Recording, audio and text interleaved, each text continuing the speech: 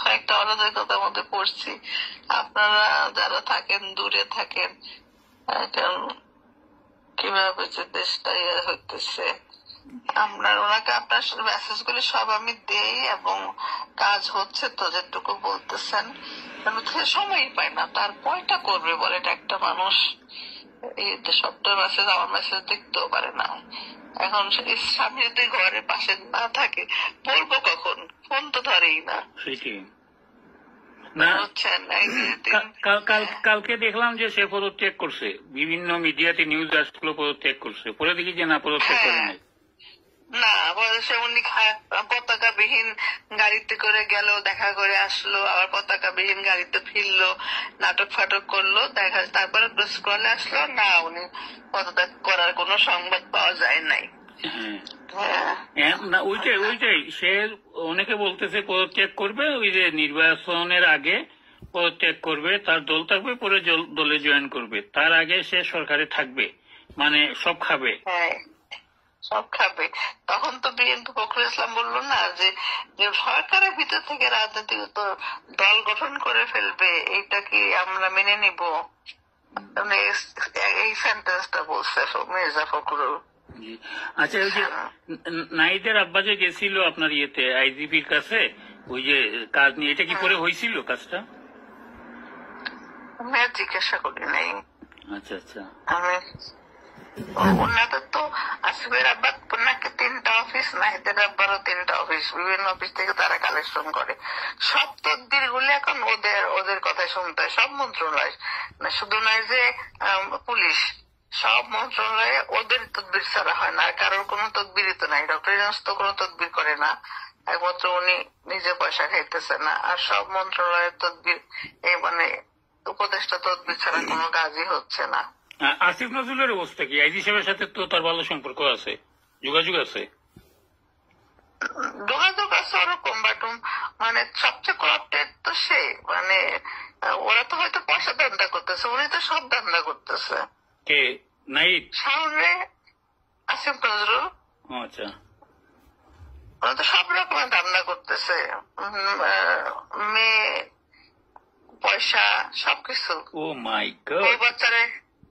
বউ বাচ্চা রেখে আসছে আমেরিকা, সেইখানে তার অনেক বদনাম হইতেছে। সাউন্ডে 1 ঘন্টার মধ্যে সাউন্ডে ছুটাই নিতে বাধ্য হইল বা করলো, যেটা বলছে যে উপদেষ্টা যে কোন আইজি সাহেব আপনার কি থাকবে না যদি আপনি 1 ঘন্টার মধ্যে ওদেরকে অ্যারেস্ট না করেন। অ্যারেস্ট করছে এবং যেন জেলে পাঠানো হয়।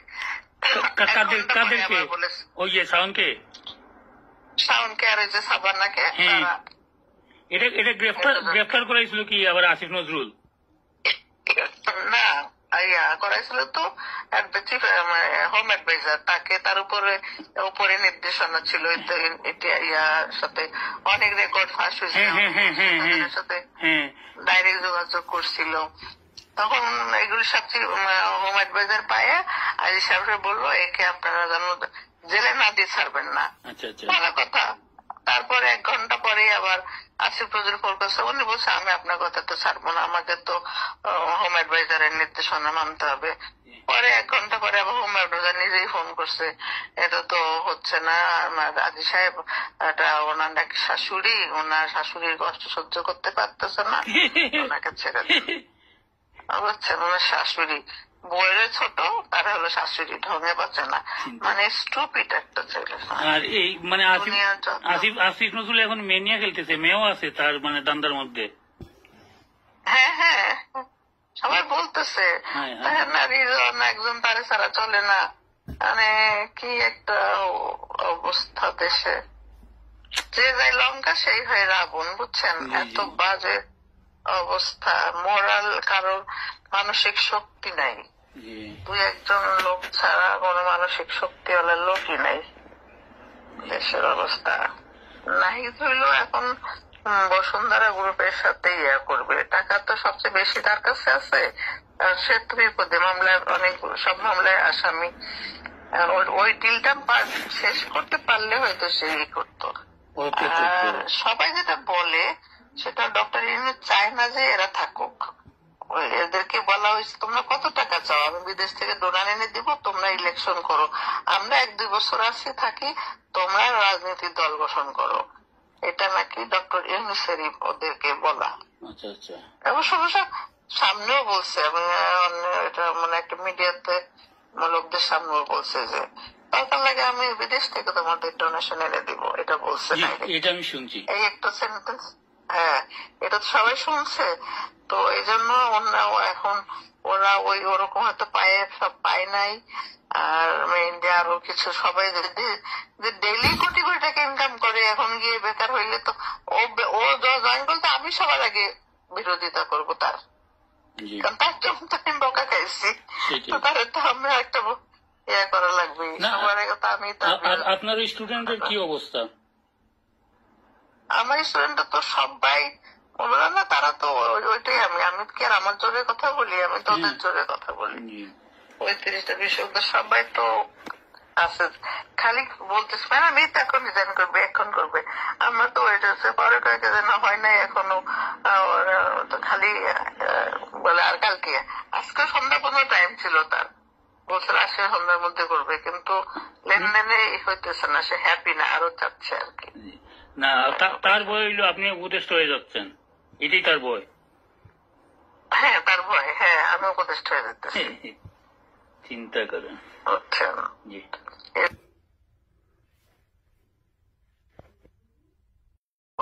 সব হাসপাতালে দেখতে যাবো ওই যুদ্ধাহতদের। একটা হাসপাতালে মেডিকেল আর কয়জন 2 জায়গায় গিয়া পুরো গাড়ি নিয়ে ভর্তি করতে তেল দিছে, টাকাও দিছে, তারা মা ঘাটে গিয়ে পদ্মার ইলিশ খাইতেছে। এইটা আবার ফেসবুকে ছাড়ে দিচ্ছে। আর কিছু ওরা এসে তো পুরা ফায়ার হয়ে গেছে যাইয়া। তারপরে আমাকে নিয়ে গেছে এসে স্বাস্থ্য মন্ত্রণালয়, ওনাকে বলার পরে উনি তো আকাশ থেকে করছে, উনি জানেই না বিষয় কিছুটা। শুনে তারপরে বললো যে আপনি না হলে তো আমরা কিছুই জানতাম না, আপনার মাধ্যমে আমরা জানতে পারলাম। এইটা কেন বলছে, এই খারাপ বিয়ে হলো আমার উপরে খেপা, আমি কেন এদেরকে আইনে তার দোষ ধরাই দিলাম। টাকা খাচ্ছে কে? ফারাবি। হ্যাঁ, বলতেছে যুদ্ধাহত ওদের হাসপাতালে 5 লক্ষ টাকা লাগবে, এত লাগবে, এই আনতেছে দিতেছে 2, মাঝখান দিয়ে শেখায় ফেলতেছে। এরা পাইতেছে 5 টাকা 10 টাকা। হ্যাঁ, এরকম। পরে যখন খুব আন্দোলন করছে, এর মধ্যে 5টা ছেলেকে সিঙ্গাপুর পাঠাইছে। তারা আবার আজকে ফোন করছে, ম্যাডাম আমাদের কোনো চিকিৎসা করতেছে না, টিকিট দিয়ে একটা হোটেলের নাম বললো, ও ফয়েজ নাম করে একটা ছেলে, আমি দিতে পারি তার নাম্বার, আপনি কথা বলে দেখতে পারেন যে তোমাদের কি করতেছে। ওদের তো সব তথ্য নিতে পারেন ওদের কাছ থেকে। আমাদের আইনা চিকিৎসা করায় না, কিছু না, খালি আপনাদের ভয়ে আনছে, খালি আইনে আমাদেরকে হোটেলে রাখতেছে, খাইতে টেতে দেয়, সব ঠিক আছে, কোনো চিকিৎসা নাই, কোনো হাসপাতালেও নাই, কিছু নাই। এটা করছে কেন, ফারাবি না নাহিদ? এটা ফারাবি হোম হেলথ। এগুলো আমার কারণে করতে বাধ্য হয়েছে, যে দেখে চিকিৎসা করাও। চিকিৎসার নামে হসপিটাল গেলে তো অনেক খরচ না করে ওদেরকে সিঙ্গাপুর পাঠাইছে, দেখাইছে চিকিৎসার জন্য গেছে। ওরা বলতেছে আজকেই আপনি ফোন করার কিছুক্ষণ আগেই ফোন করছে যে আমরা তো আসছি, কিন্তু সত্যি কথা বলতে আপনাকে ছাড়া মা আর কাকে বলবো, ওরা আমাদের কোনো চিকিৎসা না, কোনো হসপিটালে এখন মতো যাই নাই, আমাদের হোটেলে রাখছে, খাওয়া দাওয়া দিতেছে, খাইতেছি আর সিঙ্গাপুর দেখতেছি ঘুরে গেছে। বুঝছো? আর টাকাটা পাইলো কোথায়? সিঙ্গাপুর যে পাঠাইলো টাকাটা কে দিল? এটা দিছে হেলথ মিনিস্ট্রি। এটা টিকিটের কয় টাকা দাম, 5 জন লোকের যাওয়া আসার টিকিট দিতে। কিন্তু একটা হসপিটালে ভর্তি করে, সিঙ্গাপুর তো এক্সপেন্সিভ, তাই না? ট্রিটমেন্টটা তো অনেকে, আর হাই ট্রিটমেন্ট আরো এক্সপেন্সিভ। ওগুলো কিছুই না, কষ্ট যখন কোথায় আমরা ডাক্তারও চিনি না, হসপিটালও চিনি না, কিচ্ছুই জানি না। আমরা টিকিট দিয়ে বিমানে উঠাই দিছে, হোটেলের ঠিকানা দিয়ে দিচ্ছে, আমরা ওইখানে এসে থাকতেছি, খেতেছি, ঘুরতেছি। এই বললো সবই নাটক হইতেছে, সবই নাটক। ওরা এসে এখন আমার কাছে ঠিক আছে, তাহলে আমি আসতে পারি, এখন তো আমি ইচ্ছা করলে যাইতেই পারি, ওইখানে গিয়ে দেখে টোটাল তথ্য নিয়ে আসতে পারি, দিলে রিপোর্ট, পরে বুঝবে কেমন খেলা। কিন্তু আমি তো আসলে পুলিশের গোয়েন্দাগিরি করতে চাই না বলে আমি চাই দেশটা ভালো মতো চলুক, কিন্তু দেশের মানুষগুলি এত অসৎ, এত মানে ওই 17 বছরের যে দেখছে রাজত্ব, ওইটা ওরা আবার সবাই তাই করতে চায়। মনে আছে এক সময় বলতেছিল এরশাদ এই করছে সেই করছে হ্যান ত্যান, তখন একজন বলছিল যে আমরা সবাই এরশাদ হইতে চাই, কিন্তু এরশাদ হইতে পারি না বলে এরশাদের বদনাম করি। মানে ঘটনাটা তাই।